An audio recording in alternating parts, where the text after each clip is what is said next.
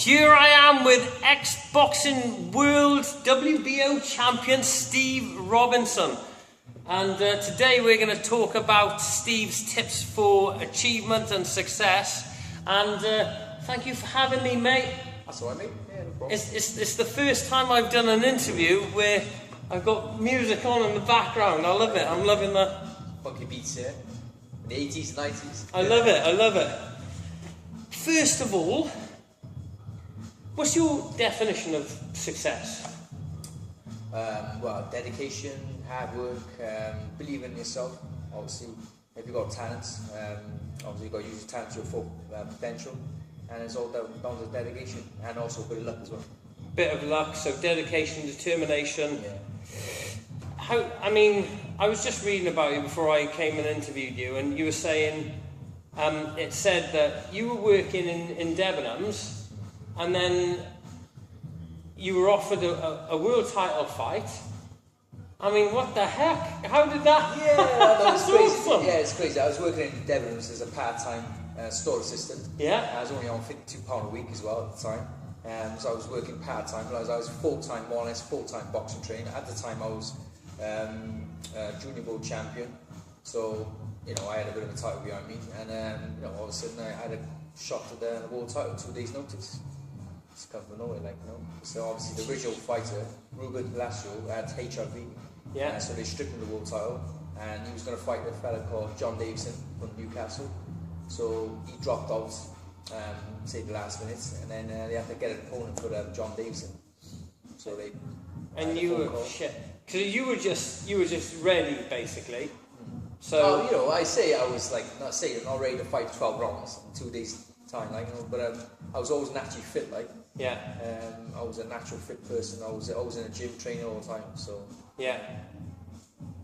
It's just so it's a lot of it. Do you think that a lot of life is? There's a motivational speaker, Les Brown, one of the world's top speakers. He said something like, "It's better to be prepared for an opportunity and not get that opportunity than not be prepared and be given an opportunity." Yeah, that do make sense. Yeah, it was a bit like that with me, innit? So when you think about it, I was prepared to fight for a world title in 2 days' time. So I thought to myself, when I had a phone call from my old trainer, Ronnie Rush, actually I was at my mother-in-law's. I just finished pie and chips at the time. Pie and chips? Yeah, I know. But I had no fight. I had no fight coming up. There was nothing coming up at the moment. And it's crazy. It's a mad story. And I finished my pie and chips and a round of bread as well. And then I had a phone call from my old trainer, Ronnie Rush. He said to me, "It's a big fight for you in 2 days' time." I said, "Oh yeah." He said, "What kind of fight?" He said, "A world title fight for a WBO world title." Jeez. And I went, "Oh God." He said, "Will I be ready?" He said, "Yeah, you will. You're naturally fit. At the end of the day, if you lose the world champion. But I could beat him. I had to start to beat this guy John Davison. Yeah. I studied him a few times. I knew I was a kung fu fighter. I was more of a box fighter. So I think he was made for me, Fantastic. So, Before we did the interview, we were talking about some of the stuff that I'd done, and I went in the ring when I was in the army. And I did well in the milling, and I did well. I got to the final. And there was a guy by the name of Clay, believe it or not. Clay, is it? Clay, and he was annihilating people. And it turned out later that they were saying, "Oh, he's a Scottish amateur champion." So if an amateur is that good, professional is just a different league, of course. But Yeah. I suppose you get some top amateurs that better than some pros. So, yeah. Oh, really? Yeah. You'd be surprised. But obviously, if you get a world class professional and a world class amateur boxer, then obviously the pros a little bit better. Yeah, because there was a few of us in the troop that got into the final, and he would go up to the sergeant was going up to him, and he was just saying, "Right, Hobbles, you're gonna win. Reese, definitely a win there. Darling, it's gonna be a bit tough, but I think you're gonna make it through." And then he come to me and he goes, "Llewellin, you're just gonna have to do your best, mate." Ready to fight. It didn't go well for me, to be honest. No. But it was amazing because I'd never ever come across that sort of speed and that power before. He was good. He would have beaten he would have dropped the sergeants, the sergeant majors, honestly, and I was like, shit. Natural talents. Yeah. Exactly, it was just amazing. What's one of the biggest enemies of success? I don't know. I can't really say. Really, it's actually believe in yourself really. It's obviously you get these demons in your head about when you train hard, you have a hard session, your body's aching from the day before, and then you got to get up the next day, first in the morning for a run. And yeah, you get those demons to say, oh, I want to rest now, I can't be bothered now. But then you get some fighters got that strong mental strength, like which I had. Yeah. I was dedicated, I trained hard, I had aches, but I still got up the next day and trained hard, you know. So I go for that ache and just go for that pain. They all say no pain, no gain. So yeah. Yeah. Push through it. So you say sort of laziness and kind of sometimes your mind gets negative and you think, oh, I can't be bothered now. And I get. It's great to hear that of the world champion boxer as well, because I think we all get that. I don't want to go out the door today. I'd rather sit down and watch a movie or something like that. Yeah, you just want to chill out, but then you know you got your training. Obviously, you're fighting for your life. You're fighting for a family. I had a young family at the time. And so I thought myself, I got to fight and keep fighting and keep earning money and win the world title for my family life. Yeah, fantastic. Bring it in, mate, bring it in. How important is it to associate with the right people? It is important. Like obviously, you got to have the right trainer, the right manager, and the right promoter as well at the time. So yeah, it's important. And also, you got to have good friends around you. You know, so. Sometimes when I was world champion, it's people you get hands on from nowhere. Where they come from the woodworking. Hi, Steve. Yeah. Come meet me or come here. And then next thing, obviously you lose the title, they're gone. So obviously it's important. Like I had a good wife, and I still got the same wife, and obviously she pushed me along as well to keep me going. So that's important. Fantastic. Can anyone succeed in life? I'm not just saying specifically boxing or running. I'm saying in what they want to succeed in. Can anyone be a success? Yeah, I believe in that. Yeah, definitely. Everyone got a talent within themselves. You know, you could be a natural runner. You know, if you were started running from a young age, you could be a top class runner. Everyone got a talent in them, but then obviously it's bringing it out, and obviously that dedication and training to that kind of sport. Yeah. It's the same in obviously. Anything like being a doctor or being a surgeon or whatever. Yeah. So everyone got a talent. So anyone can be. Of course they can. Yeah, definitely. You got people out there who got more talent than probably me, but then obviously they never really dedicate themselves to training really. So they weren't mentally strong. So there's many fighters out there that got more talent than I got. But then obviously I'm a talented fighter, but then obviously I was mentally strong and dedication, hard work. I always train hard. I still train hard now. I'm retired from boxing now, and I still like to train hard and do my CrossFit exercises and bodyweight exercises.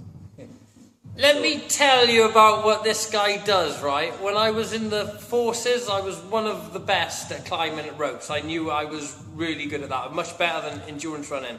But then I seen a YouTube clip on this man, and you're climbing up the rope like that with your legs out. Yeah, elbow climb. I was like, shit. That's you do with a medicine ball by feet as well. 3 kilo medicine ball as well. Going up the rope, and you were waving with one hand on. That's a different sort of league, people. A different league. I was well impressed with that, mate. Did you have any role models when you were? You must have had some sort of boxing role models. Oh yeah, definitely. Obviously Sugar Ray Leonard. You look a little bit like Sugar Ray Leonard. Oh, that's a compliment. He's a good looking guy. Yeah. Sugar Leonard. Obviously Sugar Ray Robson. He's way back before Sugar Leonard. Yeah. It's obviously Mike Tyson when I was coming up as well. So. Yeah. Fantastic. I'm going to ask you, right, because we're, some of the people watching this obviously sort of boxing fans, so I might as well ask you about something current. Klitschko and Tyson Fury. Yeah, that's going to be an interesting fight today. Obviously Tyson Fury, he's selling the fight, and he is selling the fight very well, and actually he got a puncher's chance to win it. But I'm not really sure he will beat him, but then Klitschko's very experienced. But Klitschko's a mountain of a man. Yeah, he's an experienced world champion, and he's. I think it's a really interesting fight. Like I said, Tyson Fury got a puncher's chance. That's all he got really. You catch him right. He's been knocked out before Klitschko, so he's been stopped. Oh right. Yeah, he stopped a few times in his career, like so. Klitschko, if he lands that good right hand, never know. Because I don't think Lennox Lewis. I don't think he thinks that Klitschko Fury can pull it off, does he? Maybe not. I know. Like I said, I don't think he can pull it off as well. No. Like I said, he might punch his chance. Could be a lucky punch. Never know, mate. It could be. Takes one punch, you see. going above the sort of success and the how well known you are and the money and all of this stuff that would come in, happiness, what would you say is one of the big keys to happiness? Happiness, obviously having a family, being happy, and happiness being successful, being world champion. I was such a high when I was world champion. You were happy then? People stopped me in the street, sign autographs. So and also healthy as well, being healthy and fit. Yeah, that's important as well. Fantastic. No injuries. That's important. I've been quite lucky really throughout my boxing career. I've been quite lucky with injuries. I no hand trouble, nothing like that. Yeah. I was always quite strong and fit. My ligaments were strong, so I'm still fit now. Yeah. So were you fitter than a lot of the kids? Because I was like so unfit when I was younger, and then I just made myself fit. You said you were a bit overweight, weren't you? I was a bit of a porky, voted the fattest person in the troop. That's not funny, people. It's not funny. He's a wrong roly-poly. I was a roly-poly. But you can change it, can't you? Of course you can. And you probably have people coming in the gym here, and they're like, someone's like, you think.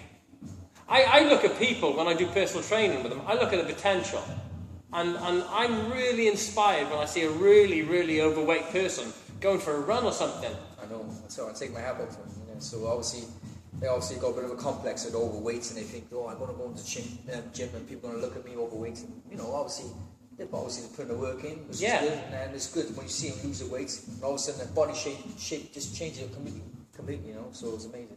And it is, and it's like, I think it takes, more courage, because I'm like, when I'm in Harford West, I'm on this run down Freeman's Way, and sometimes I've seen a couple of overweight people, and I'm so inspired by it, because it's, that they're not only out running and getting fitter and stuff like that and losing weight, but they're also, they're like fighting off this people, because there's going to be people driving past, look at that fat bastard sort of thing, do you know what I mean? And they're sort of you can have like a force field. You can have a force field around yourself, people. The force field.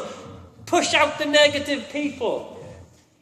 I trained clients in the past, overweight, and there was a Chinese fella called Anderson, but he was a very overweight. He was a really big boy. Yeah. 5'2", but really big and round. But then now, you want to see him now. He's in amateur boxing now. He's fighting. He's right down the weight now. He's around about 57 kilos now. At one time he was about 75 kilos. So so with 12 stone, fantastic. So now he's changed shape, so it's amazing. But it is just, and it's inspiring to see that, how people transform themselves. Have you got any sort of guys up and coming now that are going to be coming good?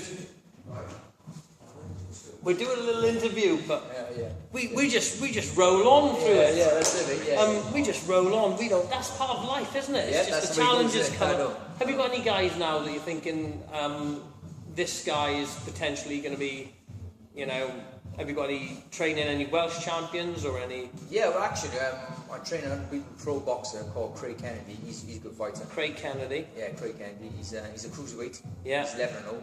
So he's unbeaten, and he's number 3 in Britain. So he won eliminated the other day. So he's hoping for. He's fighting in the end of October now. So he might fight another eliminator for a British cruiserweight title.